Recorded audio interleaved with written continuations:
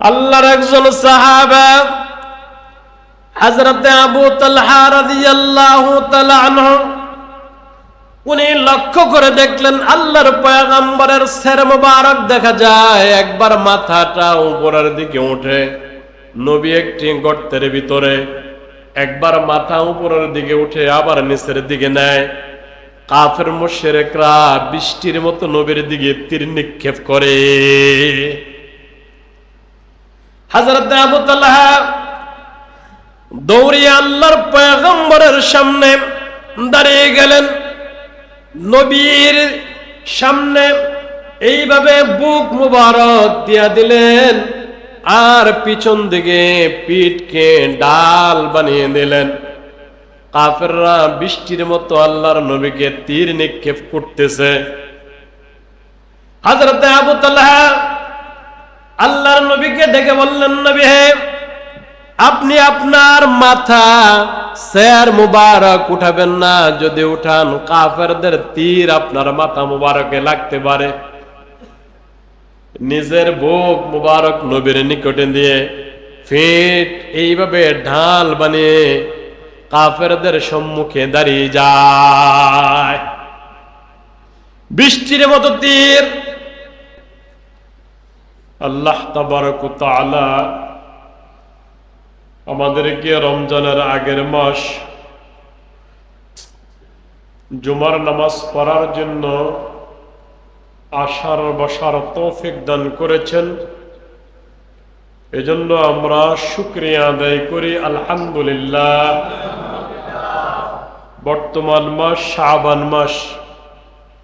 এই শাবান মাসে এমন একটি রাত্রি রয়েছে, রাত্রি খুবই বরকতপূর্ণ রাত্রি। এ রাত্রে খুব বরকতপূর্ণ রাত্রি, যেটাকে আমরা শবে বরাত বলে থাকি, বরকতের রাত্র। আগামী শুক্রবার দিনের পরেই রাত্রিটি শুরু হবে, বরকতের রাত্র।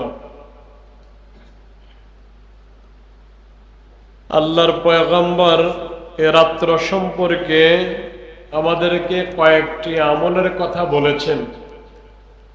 রাত্রি জাগরণ করো, তারপরের দিন একটি রোজা রাখো, রাত্রি জাগরণ করে আল্লাহ তাআলার ইবাদত করো, বসে দাঁড়িয়ে সেজদারত অবস্থায় তাসবিহ তাহলিল অবস্থায় কোরআন তেলাওয়াতের মাধ্যমে আল্লাহ তাআলার সন্তুষ্টি অর্জন করো।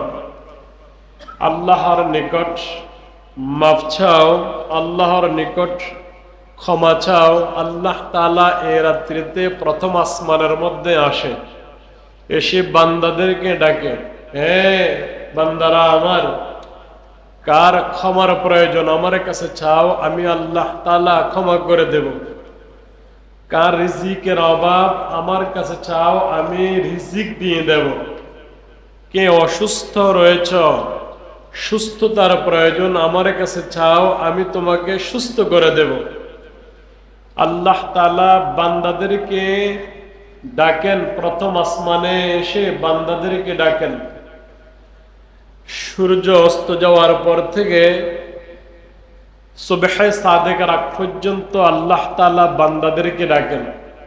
এটা হলো সুবর্ণ সুযোগ, এটা হলো সুবর্ণ সুযোগ। এই কারণে আগামী সপ্তাহ আমাদের সামনে এই রাত্রটা আসতেছে, এই রাত্রের জন্য তৈরি নেওয়া, রাত্রের জন্য নিজেকে নিজে প্রস্তুত করা। তারপরেই রমজান আসতেছে, রোজার জন্য নিজকে নিজে প্রস্তুতি গ্রহণ করে নেওয়া।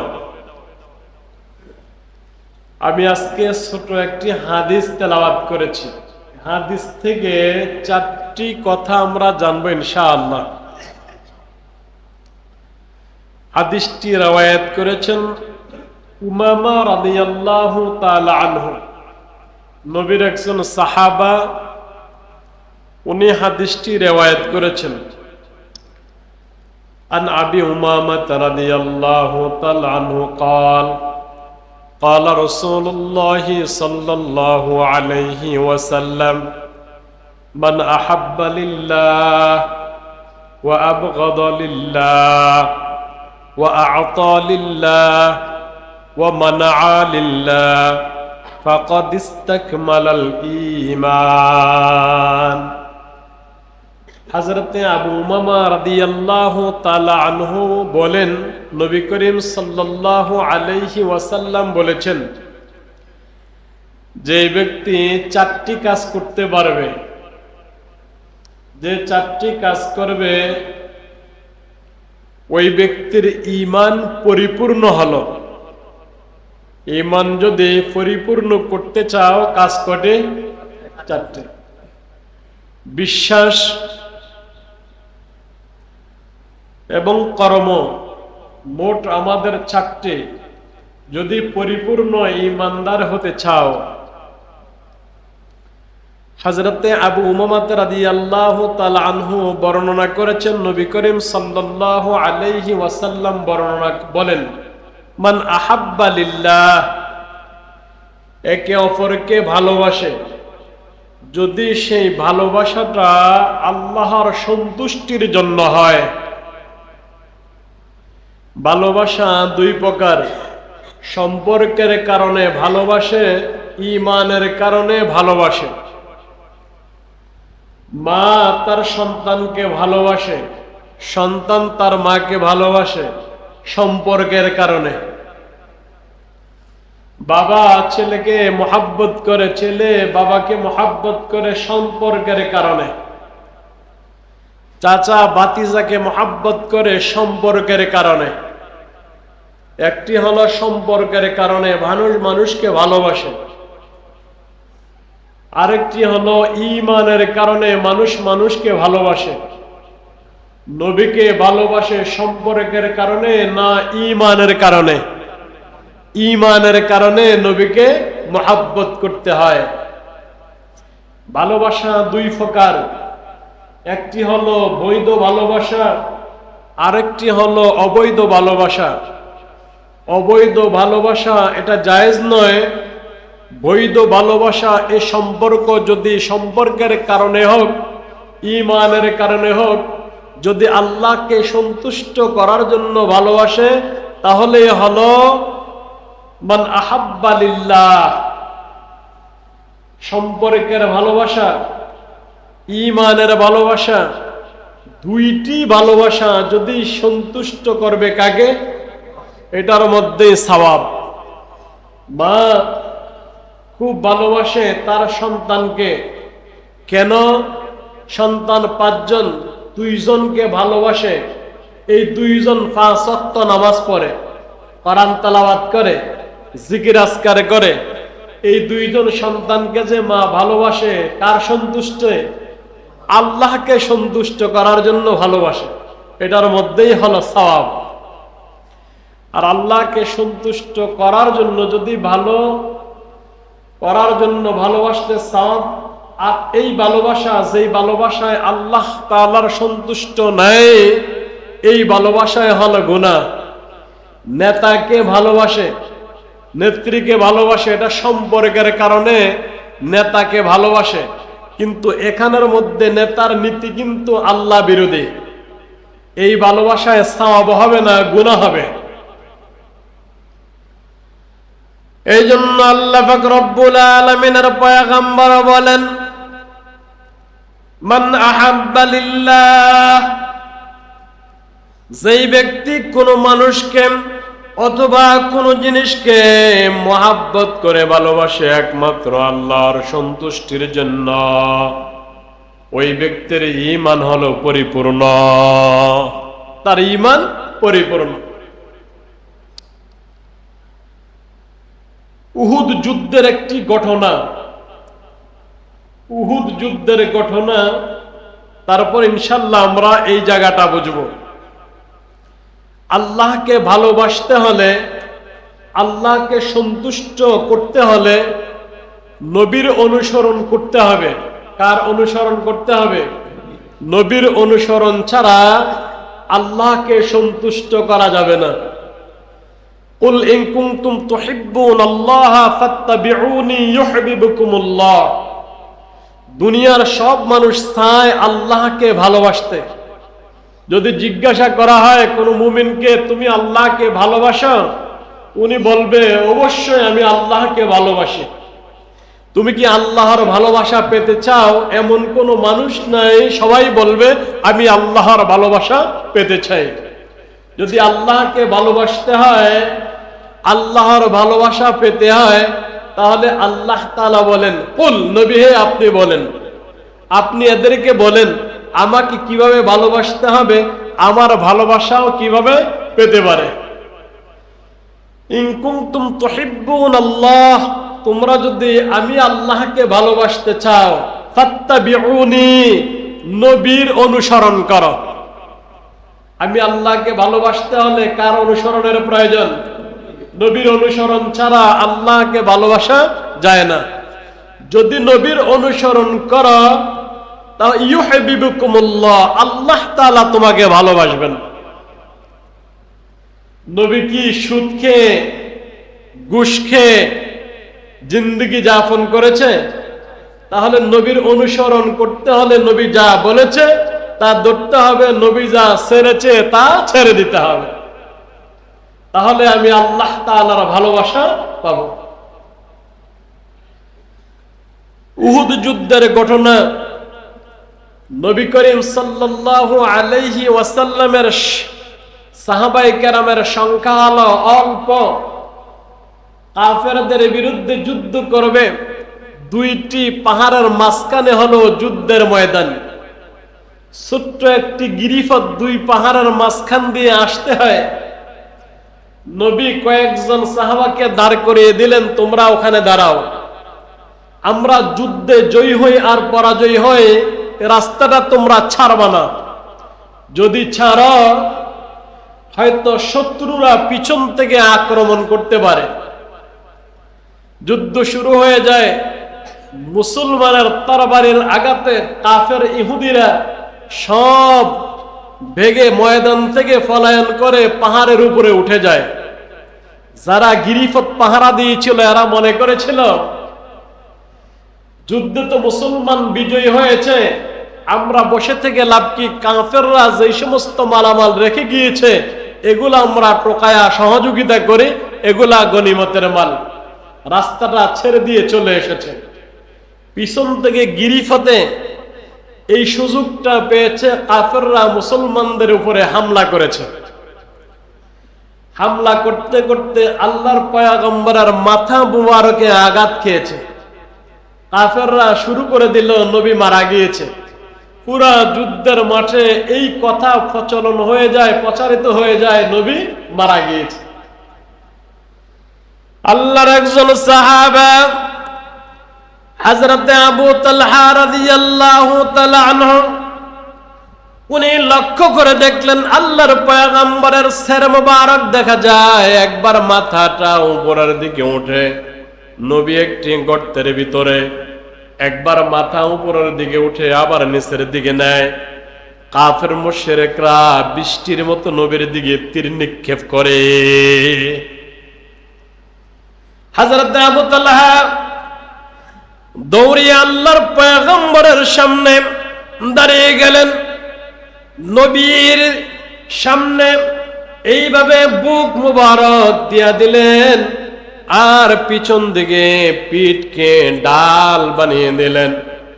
কাফেররা বৃষ্টির মতো আল্লাহর নবীকে তীর নিক্ষেপ করতেছে। হযরত আবু তালহা আল্লাহর নবীকে ডেকে বললেন, নবী হে, আপনি আপনার মাথা সির মুবারক উঠাবেন না, যদি উঠান কাফেরদের তীর আপনার মাথা মুবারকে লাগতে পারে। নিজের বুক মুবারক নবীর নিকটে দিয়ে ফিট এইভাবে ঢাল বানিয়ে কাফেরদের সম্মুখে দাঁড়িয়ে যায়। বৃষ্টির মতো তীর ওনার পিঠে বসতে বসতে একসময় উনি জ্ঞান হারিয়ে ফেলে দাঁড়ানো থেকে বসে যায়, বসা থেকে মাটিতে শুয়ে যায়, নিজের প্রাণ বায়ু বের হয়ে যায়। যুদ্ধের পরবর্তীতে গনে দেখে ৮০টির মতো তীর তার পিঠে এইভাবে বিদ্ধ হয়েছে। উনি দেখলেন বুক নবীর নিকট দিয়েছে, আর ফিট কাফেরদের জন্য ডাল স্বরূপ বানিয়ে দিয়েছে। দেখেছেন, উনি একজন তীরন্দাজওয়ালা।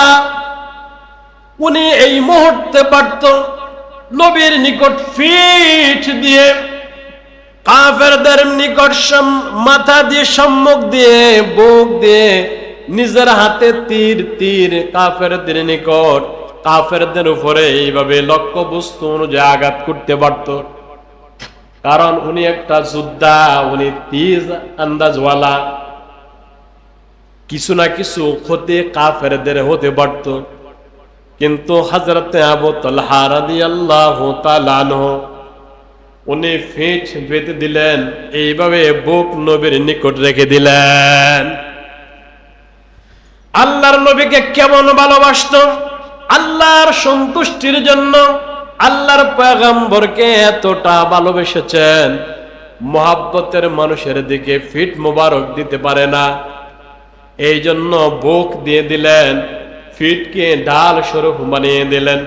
আমার জীবন যেতে পারে, তারপরও নবীর যাতে কোনো ক্ষতি না হয়। এটার নাম হলো মুহাব্বত। এই যে মুহাব্বত করেছেন, একমাত্র আল্লাহর সন্তুষ্টির জন্য মুহাব্বত করেছেন। এটাই হলো আল্লাহর ভালোবাসা পেতে হলে এমন মুহাব্বত করতে হবে, একে অন্যকে মুহাব্বত করতে হবে। এই মুহাব্বত থাকতে হবে একমাত্র আল্লাহর সন্তুষ্টির জন্য। হযরতে আবু বকর রাদিয়াল্লাহু তাআলা আনহু ওনাকে জানিয়ে দিলেন, আল্লাহর নবী, হে আবু বকর, আমার সঙ্গে হিজরত করে মক্কা থেকে মদিনায় চলে যেতে হবে। হযরতে আবু বকর রাদিয়াল্লাহু তাআলা আনহু কথা শুনে বাড়িতে চলে যায়। 6 মাস পূর্বে কথাটা বলেছিল।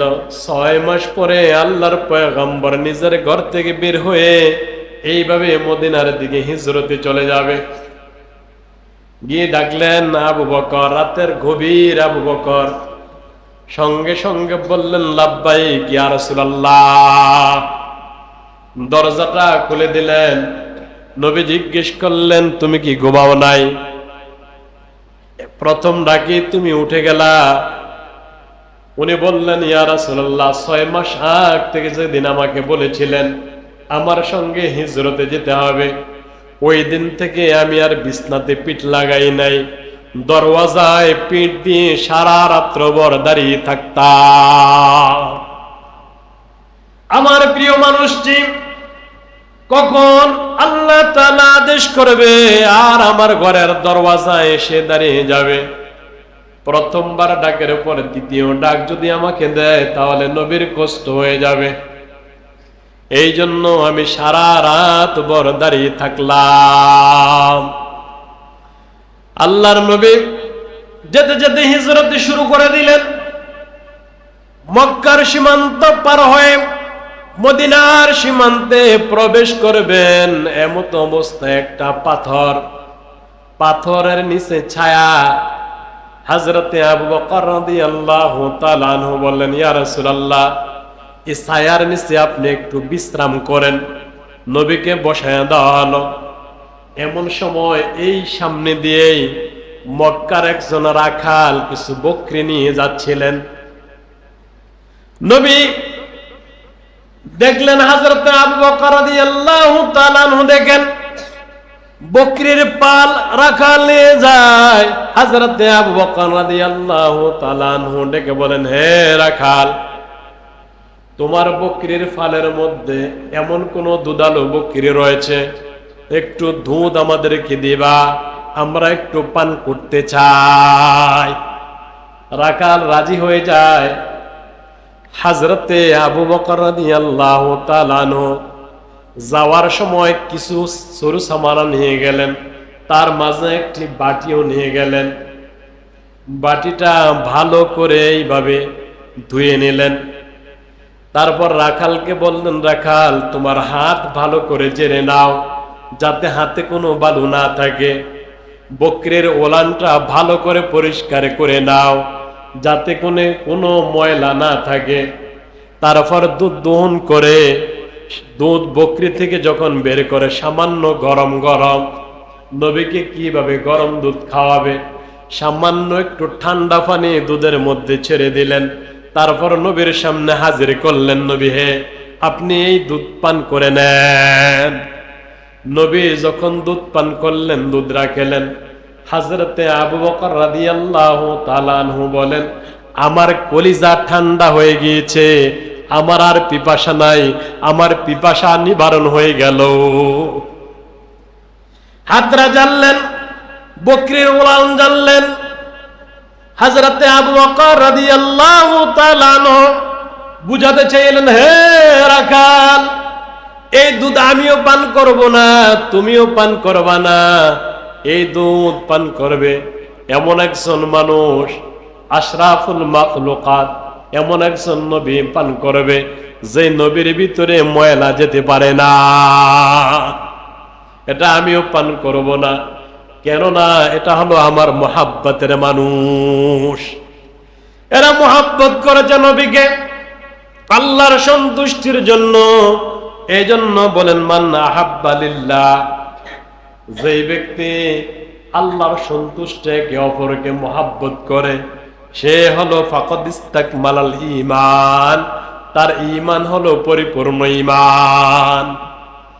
তারপর আল্লাহর পয়গম্বর দ্বিতীয় বাক্যে বলেন, ওয়া আবগাদা লিল্লাহ, যে একে অপরের প্রতি শত্রুতা পোষণ করে একমাত্র আল্লাহর সন্তুষ্টির জন্য, ওই ব্যক্তির ঈমান হলো পরিপূর্ণ ঈমান। বদরের যুদ্ধের ঘটনা, রমজানের মাস, আবু সুফিয়ান ব্যবসায়িক কাফেলা নিয়ে ব্যবসা করার জন্য গিয়েছে। তখন উনি মুসলমান হয় নাই। ব্যবসায়িক কাফেলা নিয়ে যখন নিজের দেশের মধ্যে ঢুকবে, এমত অবস্থায় নবী জানতে পারলেন 313 জন সাহাবায়ে কেরামদেরকে নিয়ে নবী তাদের রাস্তা রোধ করার জন্য চলে গেল। এই খবর আবার আবু সুফিয়ান পেয়েছে। মক্কার আবু জাহেলের নিকট খবর পৌঁছায় দেয়, আবু জাহেল, নবী তো আসতেছে, তার সাথীদেরকে নিয়ে আমার রাস্তা বন্ধ করে দেওয়ার জন্য তুমি কিছু সৈন্য পাঠিয়ে দাও। আবু জাহেল 1000 অস্ত্রে সজ্জিত সৈন্য নবীর বিরুদ্ধে যুদ্ধ করার জন্য পাঠায়। নবী জানতে পারে সাহাবায়ে কেরামদেরকে নিয়ে সরে আসতে চেয়েছিল।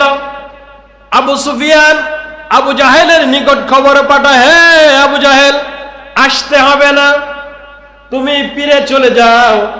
অহংকারী আবু জাহেল ফিরত না গিয়ে সোজা সাহাবাদের বিরুদ্ধে যুদ্ধ করার জন্য আসতেছে। আস্তে আস্তে বদরের প্রান্তে একত্রিত হয়ে যায়।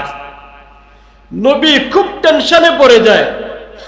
এটা হলো এই যে আমার সাহাবা, যারা দুই প্রকারের সাহাবা, আনসার আর মুহাজির। মুহাজিরদের আত্মীয় স্বজন আপনজন এসেছে কাফেরদের পক্ষে যুদ্ধ করার জন্য, কিন্তু আমার যে মুহাজির সাহাবা, হয়তো এদের বাবা না হয়তো এদের চাচা, টেনশনে পড়ে যায়। না জানি মুহাজিররা বলে, নবী হে, এতদিন আপনি আমাদেরকে বাড়িঘর সারিয়েছেন, এসেছি, এখন বুঝি আমাদের জানটা নিতে চান? নবী বড় টেনশন। আল্লাহর নবী মুহাজির সাহাবাদের সঙ্গে পরামর্শ করার জন্য চলে আসলেন। মুহাজির সাহাবাদেরকে জিজ্ঞেস করলেন, নবী তোমরা কি বলতে চাও? তোমাদের হয়তো আপনজন কারা তোমাদের বিরুদ্ধে লড়াই করবে? মুহাজির এক বাক্যে বলে, ইয়া রাসূলুল্লাহ, আমরা কেউ আপনার ডানে থাকব, কেউ বামে থাকব, কেউ আমরা পিছনে থেকে, কেউ আমরা সামনে থেকে, এইভাবে কাফেরদের বিরুদ্ধে আমরা লড়াই করব। যতক্ষণ না পর্যন্ত আমাদের জীবন বাকি থাকে ততক্ষণ পর্যন্ত বেদিনের বিরুদ্ধে আমরা লড়াই করে যাব। আনসারী সাহাবা এরা এমন কথা বলে, আল্লাহর নবী যুদ্ধ করতে রাজি না। অল্প সংখ্যক মাত্র 373 জন সাহাবা, আর কাফেরদের পক্ষ হলো 1000। সাহাবাদের মাঝে কোনো ভারী অস্ত্র শস্ত্র নাই, কোনো এইভাবে উট নাই, ঘোড়া নাই, কামান নাই। কেউ কেউ খালি পা, রমজানের মাস সারাদিন কিছু খায় না। আল্লাহর নবী সাহাবাদের কথায় অত্যন্ত খুশি হয়ে গেল। সাহাবারা এইভাবে এত সুন্দরভাবে মাঠে সুসজ্জিত হয়ে দাঁড়িয়ে গেলেন। একদল রাখলেন নবীজির ডানে, আরেক দল নবীজির বামে, আরেক দল নবীজির পিছনে, আরেক দল নবীজির সামনে দাঁড়িয়ে এবার যুদ্ধের জন্য প্রস্তুতি নিয়ে যায়। যুদ্ধ শুরু হয়ে যায়, তুমুল যুদ্ধ। এর মধ্যে আল্লাহর নবীর একজন সাহাবা, আল্লাহ পাক রব্বুল আলামিন 10 জন সাহাবাকে দুনিয়া থাকতে জান্নাতের সার্টিফিকেট দিয়েছেন। 10 জন সাহাবার মধ্যে একজনের নাম হলো আবু উবাইদা ইবনুল জাররাহ, জাররার বেটা আবু উবাইদা। আল্লাহর নবী দুনিয়াতে থাকতে, আল্লাহ তাআলা দুনিয়াতে থাকতে এদেরকে জান্নাতের সার্টিফিকেট দিয়েছেন। উনিও সেই যুদ্ধের ময়দানে যুদ্ধ করার জন্য প্রস্তুত। আপনজনরা যুদ্ধ করার জন্য এসেছে। উনি যখন হিজরত করে মক্কা থেকে মদিনায় চলে আসে, তারপর থেকে আপনজন কাউকে দেখে না। এমনি লক্ষ্য করে দেখে দূর বাবার চেহারা দেখা যায়, জাররার চেহারা দেখা যায়। আবু উবাইদা নিজেকে নিজে অনেক দিন পরে বাবার চেহারা দেখতে পেল। আপনজন অনেক দিন হয়েছে কাউকে দেখে না, বাবাকে দেখেছে। মুশরিক অবস্থায় মা বাবার সঙ্গে বেয়াদবি করা যায় না। মুসলমান, ইসলাম ধর্মটা এত সুন্দর, মুসলমান থাকা অবস্থায় আম্মা আব্বার সঙ্গে বেয়াদবি করা যায় না, মুশরিক অবস্থায়ও না। আল্লাহ পাক রব্বুল আলামিন বলেন, ওয়া ইন জাহাদাকা লিতুশরিকা মা লাইসা লাকা বিহি ইলম, এমন কোন ইলম, এমন কোন জ্ঞান তুমি জানো না, ওই জ্ঞান জানাইতে যদি তোমার মুশরিক মা এবং বাবা এরা যদি তোমার উপরে জবরদস্তি করে, সাবধান, তুমি তাদের এই জবরদস্তি মেনে নিতে পারবা না। তারপরেও বলে না আম্মা আব্বার সঙ্গে খারাপ আচরণ করো। হযরত আবু হুরায়রা রাদিয়াল্লাহু তাআলা আনহু আল্লাহর নবীর দরবারে এসেছেন, নবী হে, আমি গতকালকে রাত্রে, বেশি রাত্রে বাড়িতে ফিরেছিলাম আপনার দরবার থেকে।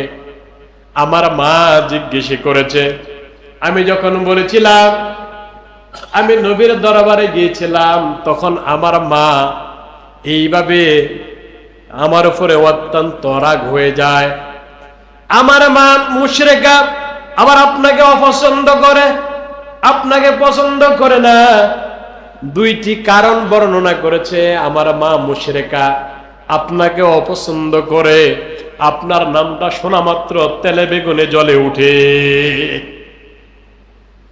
আল্লাহর পয়গম্বর বলেন, হে আবু হুরায়রা, মায়ের বিরুদ্ধে কি আমার কাছে বিচার দেওয়ার জন্য এসেছ? উনি বলেন, আমি বিচার দেওয়ার জন্য আসি না, আমি শুধু ঘটনা শোনালাম। আল্লাহর নবী বললেন, আমি শরীয়তের ফনেতা। নবী যদি বলেন হ্যাঁ এটা জায়েজ, নবী যদি বলেন না এটা না জায়েজ, তারপরেও আমার কিছুই করার নাই। মুশরিক থাকা অবস্থায় আম্মা আব্বার সঙ্গে বেয়াদবি চলে না। উনি যুদ্ধের ময়দানে যুদ্ধ করতেছে, দেখে বাবার চেহারা দেখা যায়, বাবাকে দেখা যায়। অনেক দিন পরে, কয়েক বৎসর পরে বাবাকে দেখেছে। ভিতরে একটা মায়া আসবে না? বাবার চেহারা দেখা যায়। আল্লাহ পাক রব্বুল আলামিন বলেন, লা তাজিদু কওমান ইউমিনুনা বিল্লাহি ওয়াল ইয়াউমিল আখির আপনি এমন কোন কওমকে পাবেন না যারা আল্লাহ তাআলার উপর ঈমান এনেছে এবং আখিরাতের দিনের উপরে ঈমান এনেছে, এমন কোন কওমকে আপনি পাবেন না। ইউআদুনা মান হাদ্দাল্লাহ ওয়া রাসূলাহ, যারা আল্লাহ এবং আল্লাহর রাসূলের বিরোধিতা করে, যারা ঈমান এনেছে আখিরাতের দিনের উপর, আল্লাহর উপর, তাদেরকে আপনি পাবেন না। যারা আল্লাহর রাসূলের বিরোধিতা করে তাদেরকে ভালোবাসে, এমন আপনি পাবেন না। কোন মুমিনকে পাবেন না যারা বিরোধিতা করে আল্লাহ এবং আল্লাহর রাসূল, তাদের সঙ্গে কোনো সম্পর্ক রাখতে পারে, এমন কোন কওমকে আপনি পাবেন না। ওয়ালাউ কানু আবাহুম, যদিও নাকি এটা ছেলে সন্তানের ব্যাপার হয়, বাবা সন্তানের ব্যাপার হয়, আও আবনাহুম, যদিও নাকি সেটা বাবা হয়, তার সঙ্গে সম্পর্ক রাখতে চায় না, যদিও ছেলে হয় তার সঙ্গে সম্পর্ক রাখতে চায় না, আও ইখওয়ানাহুম, অথবা যদি ভাইও হয় তার সঙ্গে কোনো সম্পর্ক রাখতে চায় না, আও আশিরাতাহুম, অথবা যদি কোনো গোষ্ঠী জ্ঞাতি হয় তার সঙ্গেও কোনো সম্পর্ক রাখতে চায় না। যারা মুমিন এরা আল্লাহর বিরুদ্ধে যারা প্রসারণা করে এদের সঙ্গে কোনো সম্পর্ক রাখতে চায় না। এটা দুনিয়া নয়, বিচারে বসেছি, ভাইকে আমি মাফ করে দিলাম, এটা ঈমানের খেলা। ঈমান এমন একটা জিনিস, কুফর কাফেরদেরকে কোনোদিন পছন্দ করে না। আবু উবাইদা লক্ষ্য করে দেখে বাবাকে দেখা যায়।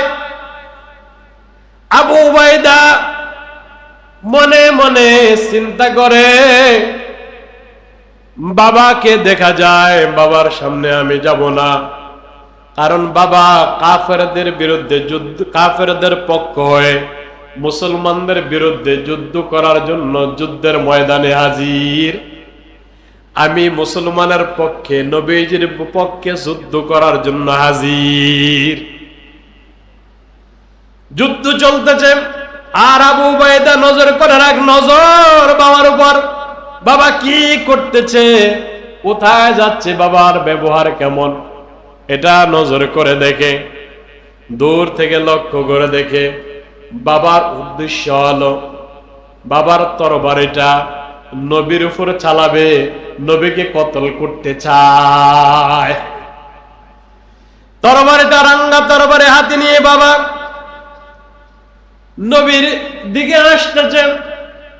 আবু উবাইদা লক্ষ্য করে দেখে যখন নবীর উপরে আক্রমণ করবে, আবু উবাইদা এবার নিজের গতিবিদ বাবার বিরুদ্ধে লাগায়, নবীর উপরে আক্রমণ করবে। এমত অবস্থায় ঠেকায়া দিলেন আবু উবাইদা, বাবাকে আবার দূরে পাঠিয়ে দেয়। আবার লক্ষ্য রাখে বাবা কি করে। দ্বিতীয়বার আবার বাবা নবীর উপরে আক্রমণ করবে।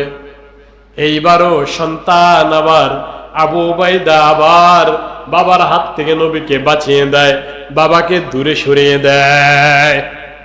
আবু উবাইদার খেয়াল হলো বাবা যাতে দূরে থাক, নবীর উপরে যাতে আক্রমণ না করে।